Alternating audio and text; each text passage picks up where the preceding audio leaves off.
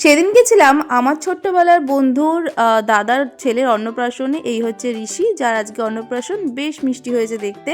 আমরা সমস্ত বন্ধু বান্ধবরা ইনভাইটেড ছিলাম, কিন্তু যারা কলকাতায় ছিল না তারা এখানে এসে উপস্থিত হতে পারেনি।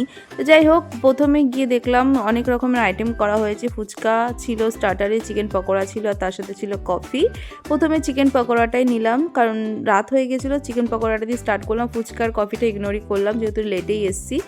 আর এই যে হচ্ছে ঋষি, যারই আজকে অন্নপ্রাশন বলছিলাম। খুব মিষ্টি হয়েছে দেখতে কিন্তু, আর ভীষণ দুষ্টু হয়েছে।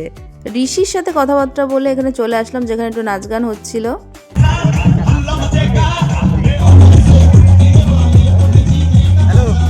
ওখানে সবার নাচ দেখে চলে আসলাম একদম খাবার এখানে, কারণ অনেকটা লেট হয়ে যাচ্ছিল আর আমার খিদেও পেয়েছিল।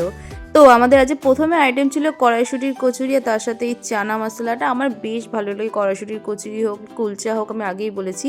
তার সাথে ছিল এগ ডেভিল আর স্যালাড, এটাও বেশ ভালো ছিল খেতে। তারপর ছিল ফ্রাইড রাইস, চিকেন কষা, চিকেনটা বেশ ভালো হয়েছিল খেতে।